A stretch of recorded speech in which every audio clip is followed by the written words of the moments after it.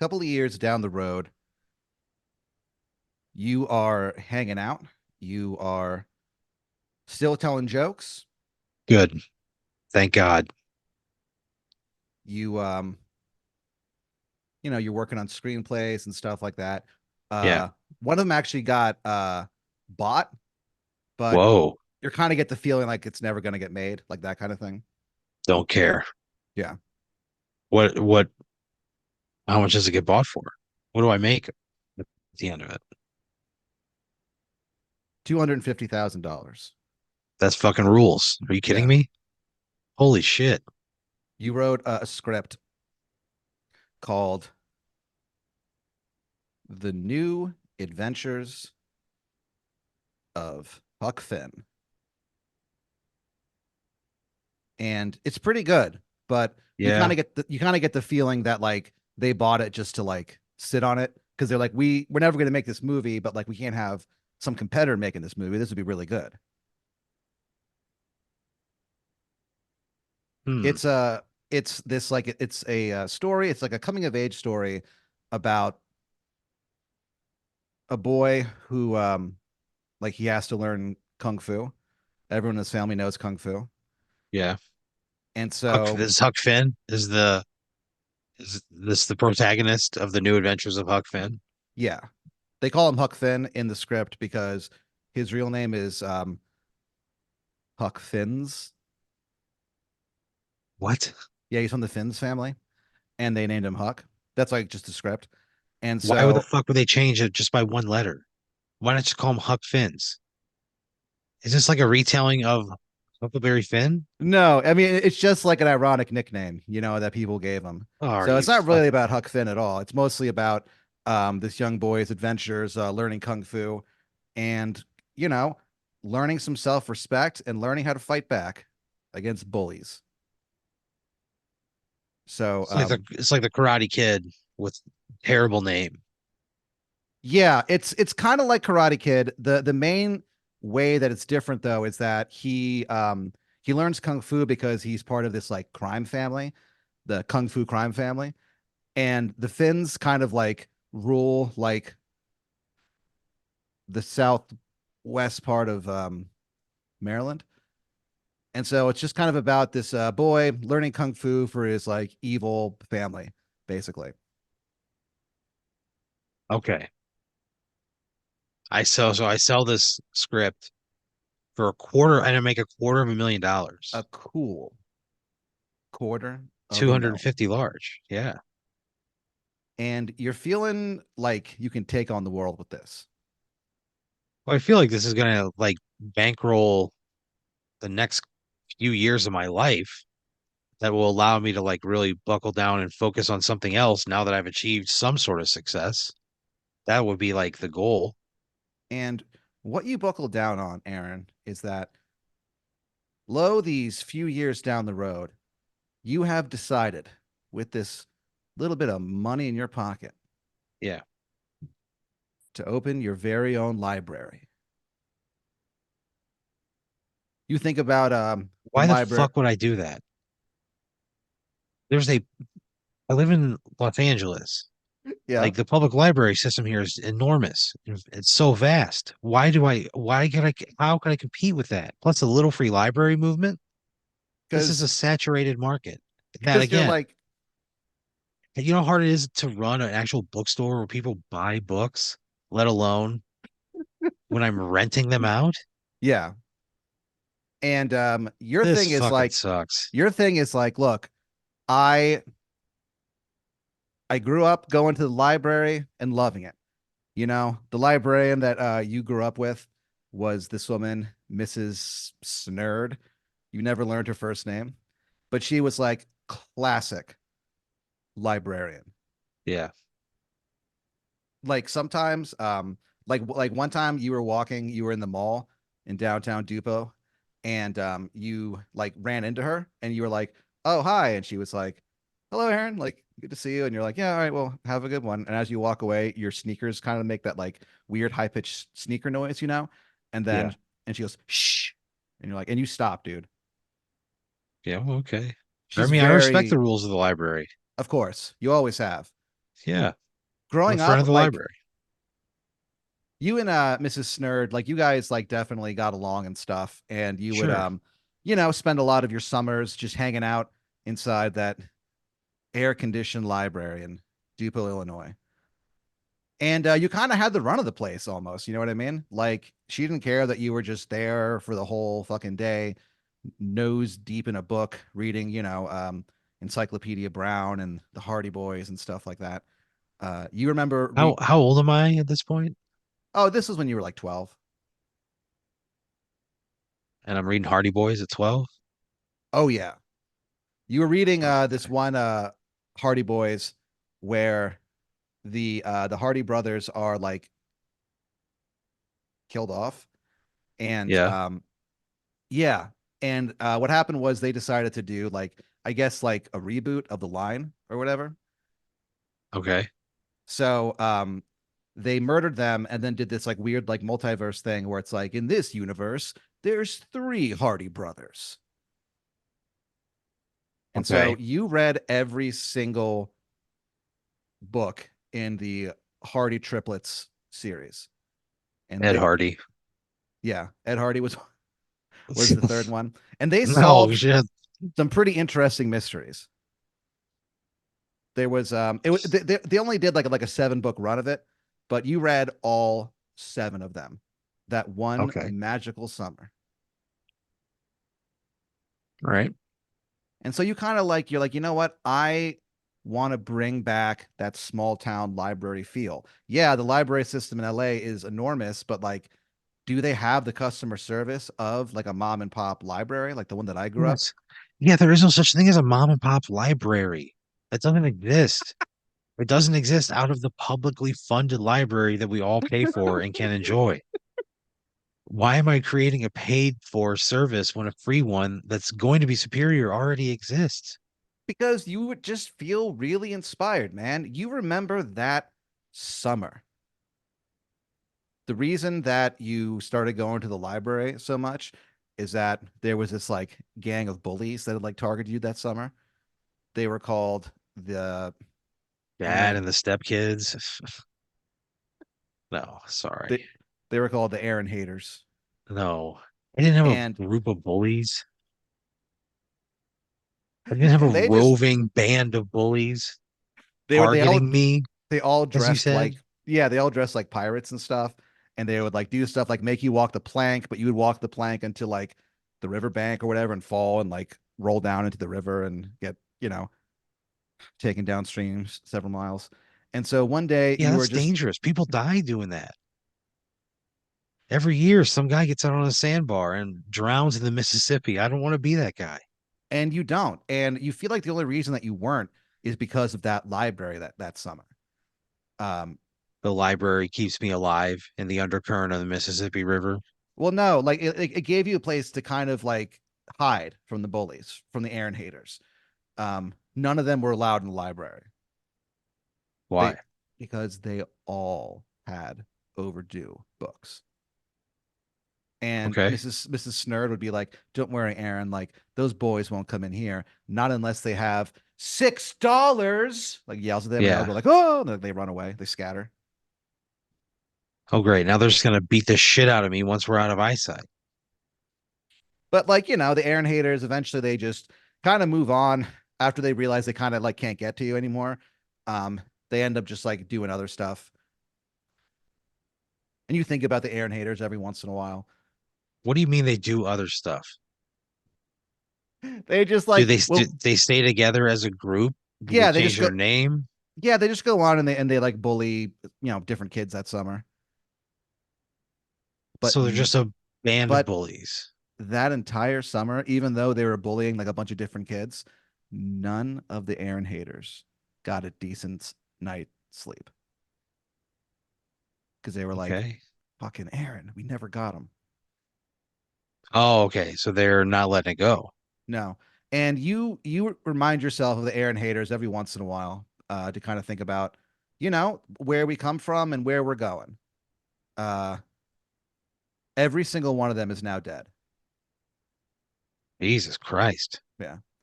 Live fast, die young. That's what they say. That's what the Aaron haters say. So you Not kind of saying wanna shit anymore. you you kind of In wanna the like fucking ground. yeah, you want to bring that to Los Angeles. And so god damn it, you do. There's so many other ways you could do that than fucking library. Yeah. You know what I mean? So many. Now I gotta buy books. I gotta buy computers that people can fucking jack off in front of. Like, Oh I gotta yeah, buy but dividers, the first pairs. thing the first thing that you buy is a big sign that says absolutely no jacking off. And then Doesn't sound like something I do. you buy an even bigger sign that says no, seriously, it's not what we do here. So you open it up, you it's How the called fuck is this thing gonna make a dime? Unless I'm selling Sprites at $10 a pop, or Snickers bars, 7.50. Like, so how am I gonna make any money?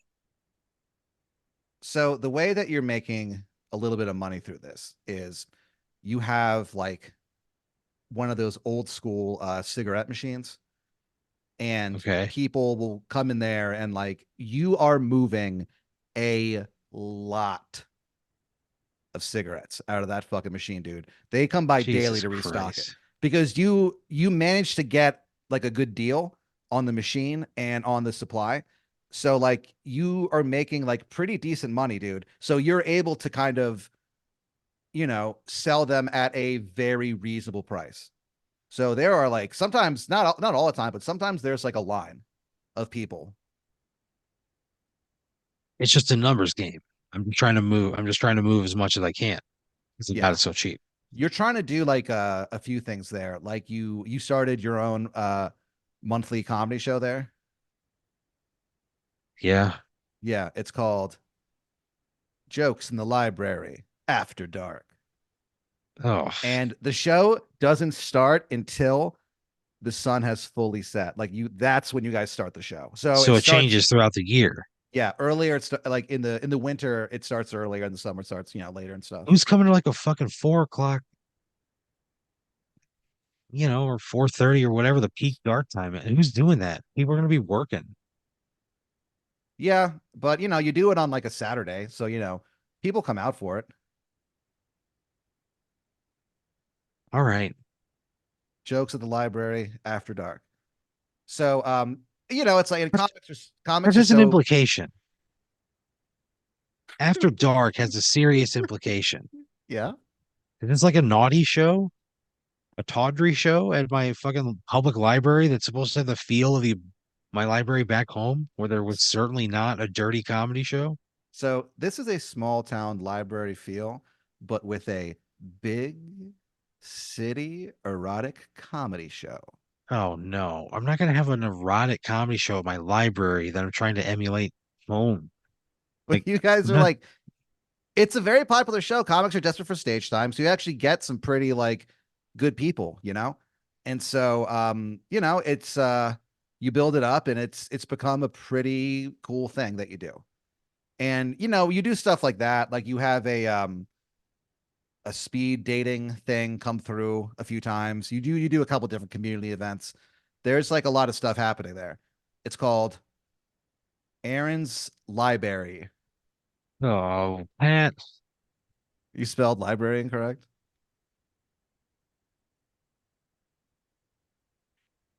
So you sell like stickers that say Aaron's Library, and people think like, oh, this is like funny, but and you're like, yeah, I definitely did it on purpose, but like you didn't.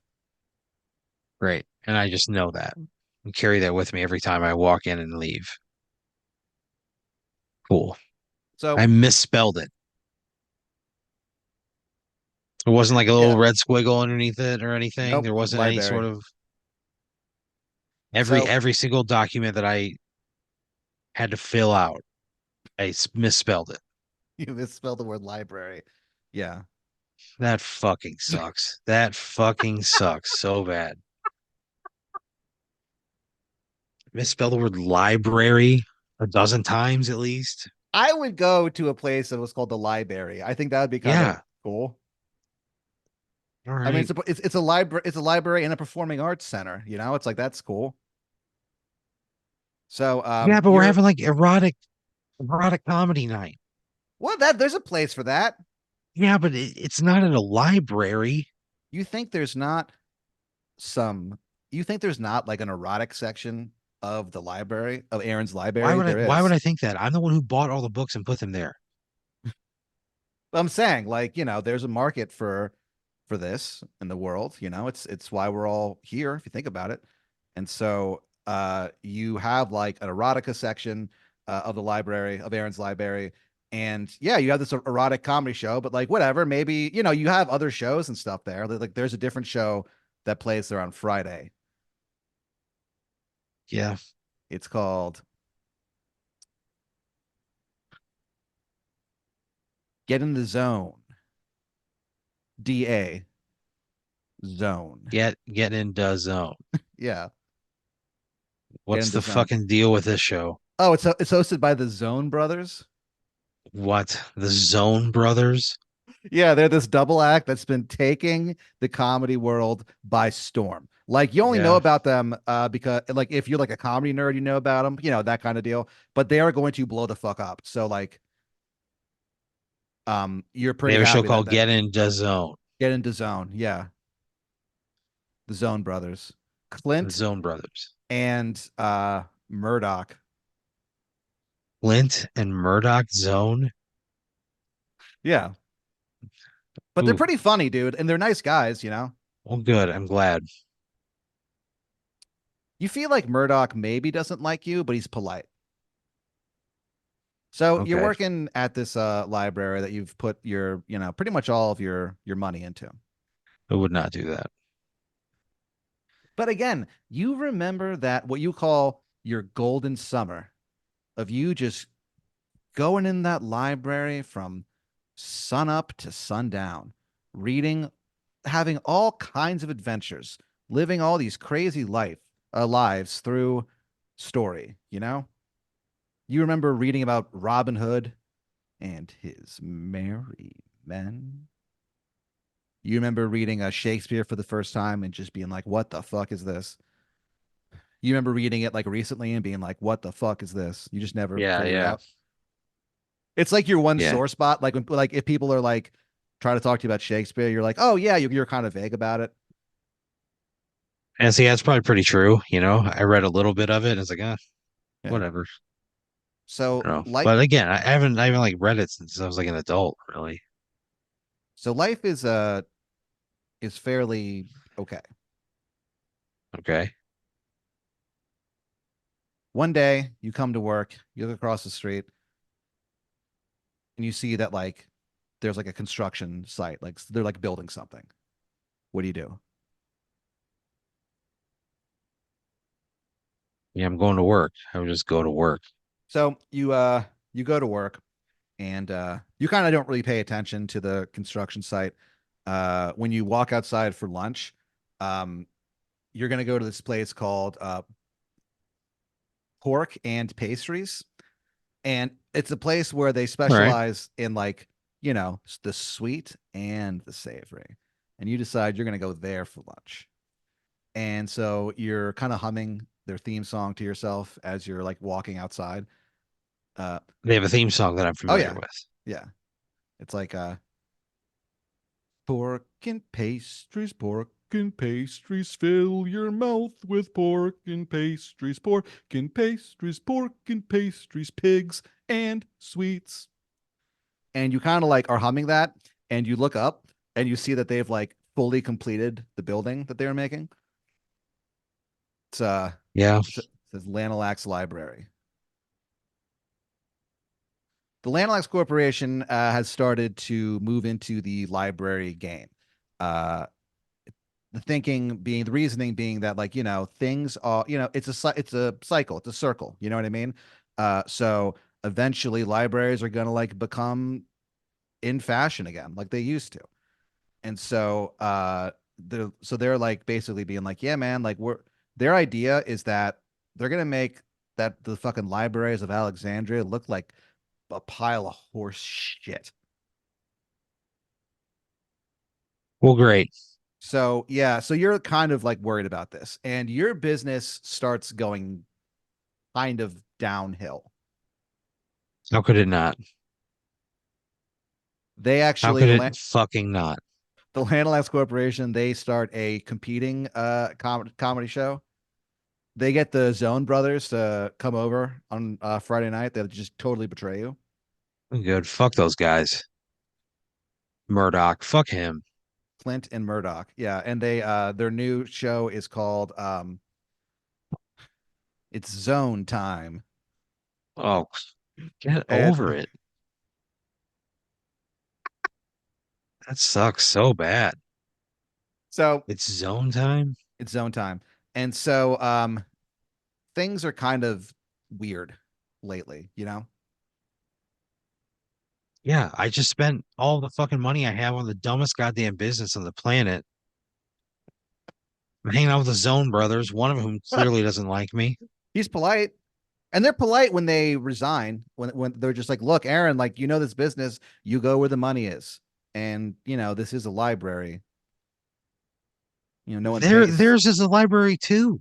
You Yeah, can't tell me this is a library when you're going to a fucking library. These but Zone like boys are bad news. I don't like them. You can't say, yeah, oh, it's a fucking library like that when you're going to a competing library. yeah. Well, you know, they say that and you don't really have like much of a Which one? comeback. Which one said that? Murdoch. Murdoch? I go get the fuck out of here. Go to your other library. And as they like walk away, you hear like You've been tense with me the entire time. I've been nothing but hospitable to you, and you've been tense with me this whole time. And now you're shitting on my library when you're going to a library. as he walks out, you hear him say to Clint under his breath, I told you he doesn't like me. The door closes. I So don't. He's right. Why would I like you? Why would I like him? He's been a fucking jerk. Been tense, and now they're leaving and saying like this stupid shit. yeah. Fuck So them. I hope they don't have success. I hope it slips right through their fucking fingers. And so they run that they run that show forever because that's all they have. so you're you know, you're kind of a little down in the dumps about this. You feel like things were starting to go Yeah. right, and then this fucking library, this Lanalax library, has to show up across the street. Yeah. So you decide to pour your heart and soul into writing the next screenplay. Like I What the said, fuck? Are you you fucking kidding me? That's what I wanted to do the whole time. That's what I wanted from the jump, but you stuck me in a fucking library. How much money do I have left? you have you estimate if you live not frugally, but live within your means, you've got about like 2 weeks worth of money. Are you fucking kidding me? Are you serious? I have 2 weeks worth of money. Yeah. I thought this library was making money, I mean, it but was, but then, now I'm in the hole. yeah. Can I get And out? so, Can I get out? well, you kind of think that to yourself. You're like, how do I get out of this hole? You know, the library business is way more cutthroat than I thought. And Fucking I, stupid. I got no money, all this stuff. And so you kind of pour that into this script and you finish this like overnight. You just stay up all night and you crank out just this first draft All right. and you send it to this dude who's your like screenplay agent or whatever. Okay. He calls you like an hour later. Phone rings. You look down. The call ID says Rex Thunder. Do you answer? Is that the name of my fucking agent? Rex Thunder? Absolutely. Yeah, then I answer. He's like, he's like, Aaron, baby, I love it. He goes, this is your first draft of this? This is incredible. I go, yeah, thanks. I appreciate that. He goes, What do you think we can do with it? he And goes, how soon can we do it? he goes, I'm going to start pitching this today because your script, the story of Thursday, man, I haven't stopped thinking about it. And he reads fast. This guy is like he's a subscriber to Speed Reader Weekly. So he's like, Yeah. that's kind of part of his success, I think, in the screenwriting agent biz or whatever, is that he just Yeah. reads the scripts and books and shit like Volume. that faster. Yeah, faster than Yeah. anyone. So Yeah. And he so likes this one. he loves it. The story of Thursday. Yeah, it's about a man who in his 30s realizes that life kind of isn't the way that they lead you to believe that it's going to be. You know, things turn Yeah. out in very strange ways, in ways that you wouldn't expect, some good, some bad. And he also starts worshiping Thor. And so Oh it's man. about this guy who kind of has this breakdown because there's this guy in his apartment building that he thinks is like the personification of Thor, and like he's not. He's just some guy, you know what I mean? And so it's just about this guy kind of going a little bit like nutty. And so Okay. you write the story of Thursday, you hand it in. Rex Thunder is all about it. Yeah. Would I drop any of like Thursday, like the band references? Like a name the Oh, character like Jeff Rickley or so is you're that his not. name? I believe so. I don't actually know. Full But collapse. so you actually like, even though you're like kind of, I don't think this is you're supposed to do this. You actually write what what Thursday songs Oh like you yeah. would play during that scene. Like basically your Yeah. pitch is that like, yeah, like the whole soundtrack's Thursday songs. That rules. Yeah. And so you turn this in. He's like losing his mind. He's pitching it to like all these different studios and stuff. And Okay. they are interested. It's a pretty unique script. You know, they like it. They figure it's kind of like a low budget kind of thing. Uh, but they can use that money to like maybe get a name, you know, to be in it. Yeah. You go to sleep that night, your head's spinning. You dream of a howling void. You wake Perfect. up and you jump out of bed and you're like, God damn it, I'm going to have some breakfast. Yeah. So you walk into your kitchen, and standing there inside your kitchen, Fuck. Why is there always somebody in my house? Uninvited. oh no, they go, we were invited, Aaron. It's, I didn't invite anybody. they go, you brought us into your house. What the It's, fuck? it's Mrs. Butterworth, Captain Oh, Crunch, Jesus Christ. Lucky from Lucky Charms, Yeah. Tony the Tiger, and Chet Lightning. And these are all these different breakfast, you know, cereal mascots, whatever. I will And not so speak to Chat Lightning. he kind of just like winks at you and nods and like kind of does like the finger guns at you. He doesn't say anything. Mrs. Butterworth is like, hello, Aaron. We are the Brotherhood of Breakfast. And then the captain goes, what's his name? Captain Crunch goes, R, will you lend this old sea dog an ear? Yar. I go, why the fuck are you guys like this? Why are What do you you mean? like alive and in my kitchen? Well, you know, you bought all the cereal and stuff that they're Yeah, in. yeah, So but yeah, I bought the fucking cereal, Pat. I'm not buying a living captain, a he came sea off the captain. he came off of the box. And so basically I Lucky hate is being invaded. like, "Oh, listen to our tale." They go on to tell you that they're like they basically tell you that you have to get you have to kill that script that you sent out. Like Why? he goes, R, tell your agent that you must never sell this script, yar. Mrs. Butterworth goes on to explain that if this script gets made, it will inspire a whole entire new like generation of like Norse pagans, basically. And they're like, look, they're like, we don't really have a lot of time to explain why. This is Yeah, you Tony, do. Yeah, Tony the you do. Tiger. I'm standing right here, and you're asking me to turn away the biggest opportunity of my lifetime, something I've worked forever and built towards. Yeah. Yeah, you owe me a fucking explanation. Tony the Tiger goes, we're at war with the Norse pantheon, Who is we? the Brotherhood of You Breakfast. guys? Yeah. And Okay. basically, What if the fuck does you that mean?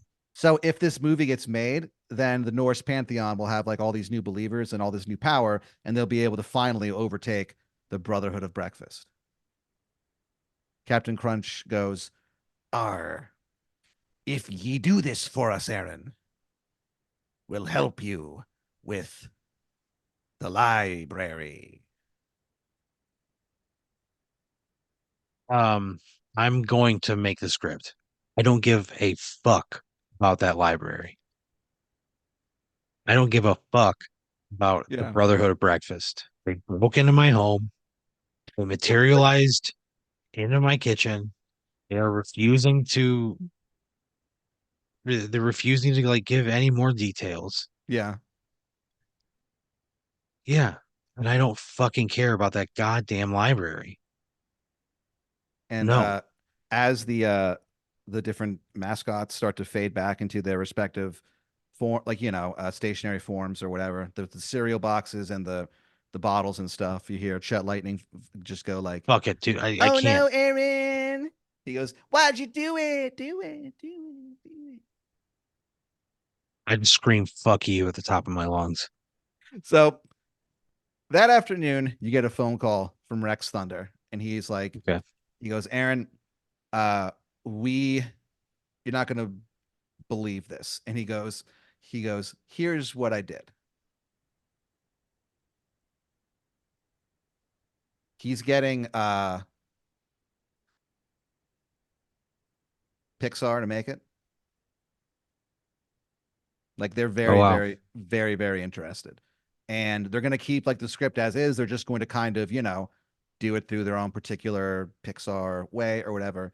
And they're Yeah. like, we have a like this is if this script isn't made in the next like 4 years, then we get the rights back to it. And they also pay a penalty of like $2 million. So Okay. like this is gonna get made. And he goes, all you got to do is sign. And he goes, hold on, I emailed you the contract. And he kind of like goes through it with you, and Yeah.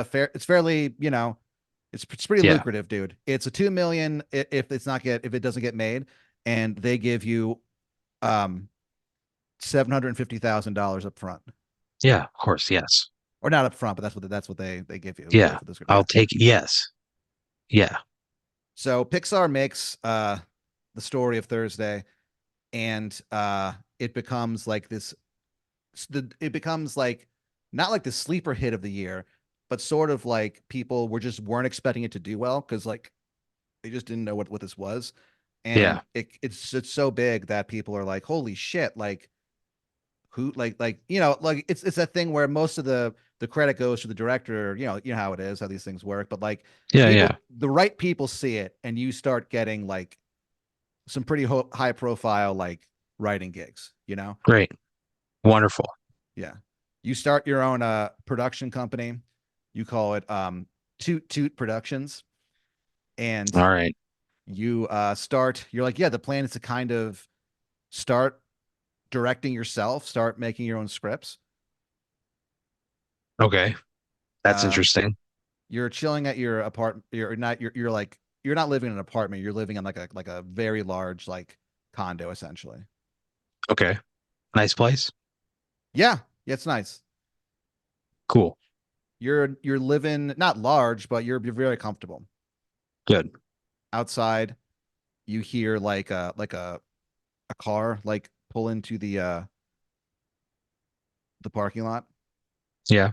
and you hear like muffled coming out of the car like, "Holy diver, you belong to roam in the midnight sea. Oh, what's Yeah. become of me?" And then like the door like shuts and like it drives away. It's like an Uber, I guess. Yeah. There's a knock on your door. What do you do? I would look through the peephole.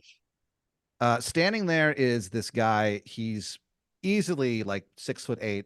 He's fucking jacked. He's got long red hair, big red beard, and he's holding what appears to be like a gigantic like battle hammer in his hand. And he's dressed kind of like a medieval like knight almost. I'm not answering the door for that guy. He knocks Are you again. fucking kidding me? What do you do? I go, can I help you? He goes, "Help me, brother. You've given me new life. It is I, Thor. Might I come in?" I'm Ha sorry, I'm not ha having ha. guests at this time. He goes, "Very understandable." There's like a bolt of lightning inside your apartment. He's just like standing there. What the fuck, man?